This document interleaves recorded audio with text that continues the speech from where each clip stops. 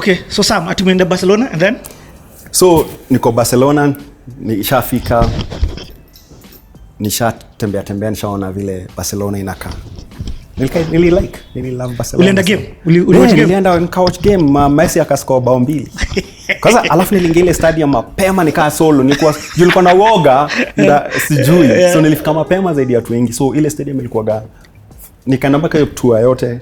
Nikakaa iko cheap sana. Ilikuwa kama 4K ama 5K. Sikumbuki ilikuwa do mob. Nikakaa hapo hivi, nikangoja watu wakakam mpaka stadium ikajaa. Game ikachezwa. Nika enjoy sana. I love your game sana for soccer. I mean, I love the mood, the atmosphere in Barcelona. They are having political tensions. They are trying to say something about being yes, exactly. Yes, I remember that. And so I enjoyed it. Nikakaa Barcelona. Alafu nikaishiwa na do. In fact, I was going to ask you, you're 300,000 bado. I think it was the third night. Nikaenda dinner mahali tuka celebrate na strangers. You meet people you don't know, you sit around, people are drinking, you're having fun, you're listening, learning from them, hearing their stories. Everybody has come from different parts of the world. And then kwenda kulipa bill. Una kadi yangu sina do. So I'm in Barcelona. Niko bill yangu ilikuwa 60 euros na nilikuwa na 50 euros. So kada inge swipe. Which means I'll spend 6,000 hiyo evening. Okay. Nikajiuliza hiyo do ilikuja wapi? Kwa nini sikuwa na follow? I was so caught up. Anyway, so ndarudi home aje. Tukaambia na huyu msee, one of the waiters, nikamshow, okay, let me guess, I'm sure I have some money, let's go to the ATM. Tukaenda naye mpaka ATM. Nikakuta sasa niko short. I think $10 or $15. So nikatoa ile do ilikuwa hapo. Nikamshow, nilikuwa na simu 2, nikamshow, just hold one of my phones. I'll come and pay the bill tomorrow because I don't think, because if this is all money I have, let me keep it for now. Yeah. Hold this phone, I'll come tomorrow.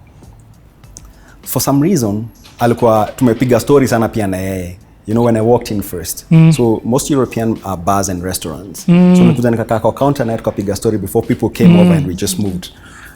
Akasema it's okay. It's a beautiful place, Nikaishia. Nika send text. Kulikuwa na best yangu, alikuwa na do yangu. It's a very famous software developer, alikuwa Eid Salim. Nikamwambia Eid, mazee ni kubaya. Nimeshika mahali na sina do. So MPESA ilikuwa ishakama. Nikamwambia bu mazee, make sure ile do kona kama unaweza nisort. Na akasema pole ndugu yangu. Immediately akasend to somebody in my office. Alafu that person in my office nikamwambia first thing in the morning when kwa bank hiyo do 50k. So mimi kwa mkasubuhi ATM nikapata niko na do. Alikamtukange kuwa na do siku hiyo ningelala Barcelona kama wiki mzima. Ningefanya job, ningechukua tu job ya bartender hapo ama whatever tu ile job ya kuosha vyombo.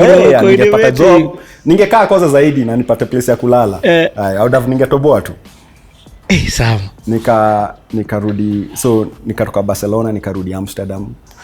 Nishamaliza almost a month. Sasa at least unajua uko na 250k. Hiyo 50k sasa nikakaa nayo. Ile places unakaa a day una spend about 5 to 7k depending. Nikakaa a couple of days alafu nikabuy ticket nikarudi Amsterdam. So because at least your ticket in kutoka Amsterdam paka nikarudi exactly one day before, nika-spend only one night. The next day nikachukua bag zangu nikarudi Nairobi. So what did that trip, what was the biggest lesson that you learned from that trip? That's a book. I'm not even kidding you. Okay, at least give me some. Everything, my confidence grew so much. I mean najua kuna kuwaga I realize uko black until you're in certain spaces and then you get intimidated by other people when they show up. I stopped being I could not find a single person who intimidated me after I came back. Anybody could walk up to me and I'd talk to them like I was okay. Because at that point, I had seen more world than most people who even were richer and more successful than me. I had been in places and done things. I've been in European underground clubs visiting when I've read about them and dancing there, and I've been to monasteries in Spain and spent a day with monasteries and praying. And I've been to, I had done a lot of stuff. I had experienced life. And had it idea wasikia one day niko kwa bar mahali kwa underground mahali you need a certain level of access, another day I'm in a monastery. I mean like that kind of just whole I had seen both sides of the world. Yeah. And I was really I changed. I mean, also the confidence of just moving from one city to the other to another country. Also that your decision to move kutos coin. It was. Hey, that's brave. It was. Dude, let me not lie courageous. to you. That's brave. I felt I was brave. I felt I was courageous. I felt like I was curious, and I knew that every single moment and every person I met, I really loved meeting new people. I learned so much from every person. From an old couple who were sharing the same dormitory with me. You know, they had lived their entire life and now they were traveling around the world. And they were hippies, you know, they had just, you know, they just wanted to live their lives like this. To a guy who had come from Brazil going to meet the girlfriend in Russia only to get to the same place with me and for the girlfriend to tell him she's moved on with another guy. And now the guy can't decide whether to go back all the way to South America or what to do in Europe, and how he was making the decisions to work and stay and, you know, and still go to Russia because his mind was set to go to Russia someday. There's a lot of brave people I met. You know, some people who look like they were running away from the law. You know, you never know. Yeah. Like, it's like when a guy is not telling you stories and when you guys are just having a glass of wine, you know, you know, like, you know, don't ask, just let it be. And so there was a whole intense experience of people and who people are and their desires and their wants. And for me, I needed to conquer that part of myself. I get. So this is not even business. It's more of you conquering self first. And before that, nimekuwa nikisema Sam Gichuru. A lot of people call me Sam or Gichuru, depending on where they had met me. When I came back, one of the things I said is that my name is Sam Gichuru. Because when I was so lost, I didn't think I had a name. Yeah. Now I had an identity. When somebody asked me, what's your name? I said Sam Gichuru, confident. Before this I'd said Sam or Gichuru. Yeah. Now when you ask me how I introduced myself before this, I'll probably say I said Sam Gichuru, but that's not what I said. This trip is when I started using my exact name. I said my name is Sam Gichuru. Because I knew who I was. Yeah. So the depression, you conquered this thing. Yeah, I conquered that stuff. It's like something that I conquer. Yeah. But what I mean, comes back. you But came at that back point, better. I came back with a process of dealing with dark moments in my life. Yes, so I came back much better. I knew who I was as Sam, and that has never changed. Even when I make mistakes and I make terrible mistakes, I still remember. I use that as a guide. My name is Sam Gichuru, and this is what I'm doing, and this is why I'm here on earth. This is what I want to accomplish. I bring back myself to that path. So that was a path of self-discovery. At that point, niko na 200 followers Twitter hapa nini. Hakuna mtu anajua jina yangu. Nailab hakuna mtu anajua. Yeah. Nothing has happened. Now we are retendering. Remember the tender? Yeah. Yes. Retender or die or go down. Kuretender, tukasahau kusubmit tender yetu until the last hour before tender I close. Skimechukua kasa 3 months later na nisharudi. Yeah. 1 hour before it closed, somebody said we forgot. Tukaandika barua, tukaweka msoanduthi, kakimbia, akachukua ile tender yetu ya old hatukuwa tumefanya nini? Akaitoa, akaiweka in a new envelope, vile tu ilikuwa na barua mpya. Akaisil, akaiangusha 15 minutes before tender. Yeah. Kulikuwa na tender 16. Wakumbuka ya kwanza tuliingia siri. Yeah, alone. Couple of whatever later, got a call. Was told you guys are the ones who won it. So we won our first tender for $1.4 million from the Kenyan government. So you guys are about to shut down because you have no chums. Pesa yangu imeisha mfuko, nimerudi home. Sasa nijianze kufikiria kwa sababu Nailab haiko pick up at all. So we win this tender. Then somebody from government calls me and says, I know you guys have won this tender, but you need to chomoa 10 meter for you to get it. Chomoa bribe ya 10 million. Yeah. Nikasema zi. What? I said, nope, I'll not bribe for it. But kabla nikasema zi, nilijiambia, kasema tu ndanyamaza. Nikamwambia, okay, let's come meet. Come meet. Kasema, kona wako serious? Kasema zi. Kambia wewe ongeeni na co-founders wangu wako Europe. Wakashindwa kuongea na wazungu. Nilijua atashinda. Kapatiwa tenda na kakatapatiwa do. Kambo wazee lazima wakule ndio do yako itoke. Hii ni story hujaisikia. Kaanza job. Nikasema as long as ni yangu na kazi naanza, mimi nilipatiwa kazi ya kufanya nitafanya. So nika call mabeste wawili kanikopesha do nikaanza. 6 months in asijailipwa. Na shambia waseni shansha siko hivi. Hiyo do itatoka tu. So this story is amazing. Nikaenda KEPSA, nikaambia KEPSA problem yangu. Wakasema no, that's wrong.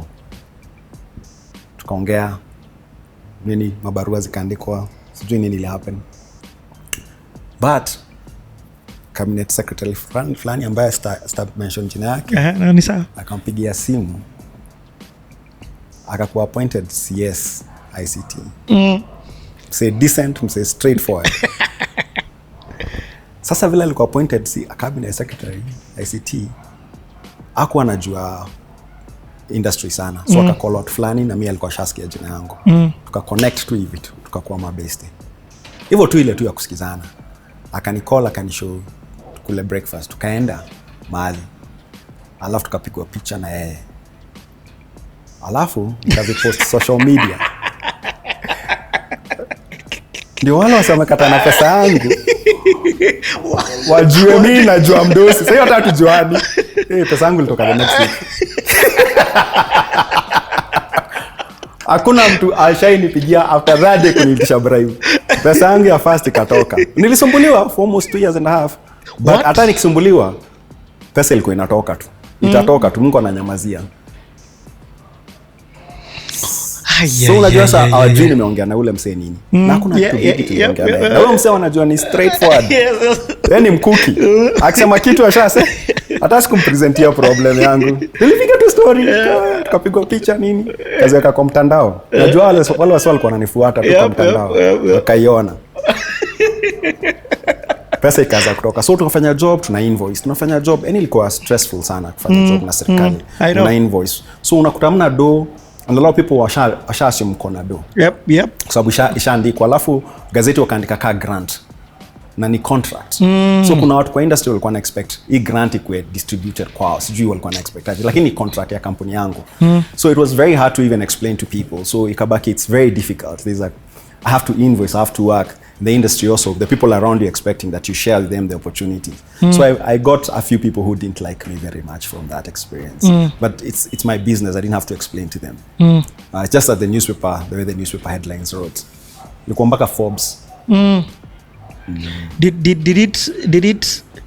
it all come first and foremost? Yeah. Were you paid for everything that you did? After about 4 years. You know, sometimes I say delayed money is more expensive. It is very expensive. We didn't do anything much with that other than for ourselves, other than we used. So there's another thing that happened. For ourselves, we didn't do much for ourselves. We couldn't pay ourselves good salaries because we wanted to stretch the money to make sure it covers everything. And so we built, that's when now jina Nailab ilijengwa. We used the entire money for the purpose it was intended for. A lot of people in government expect you to get that kind of money, utoeka almost half, buy matatu zako ama ujenge apartments ama nini. They expect that kind. That's why they could ask that kind of a bribe. Because they expect that pia wewe uta benefit. Lakini mimi shapiga hesabu, mimi sio pesa yangu, pesa ya serikali na tumepatiwa kazi, it's a contract money. So of course we made a bit of profit as a company, but we couldn't pay ourselves very well. So that was my first experience with a humongous amount of money spread out over 4 years. That was really hard to work with. And especially when you deliver, now you have to invoice and wait. And now you have this one big client that all your resources are focused on, so you don't get small clients.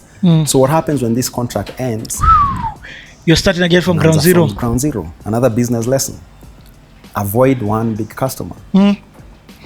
I've had many small customers. I've heard about that experience with Safaricom. That Safaricom pay amazingly well, but sometimes they can overstretch a business. Totally.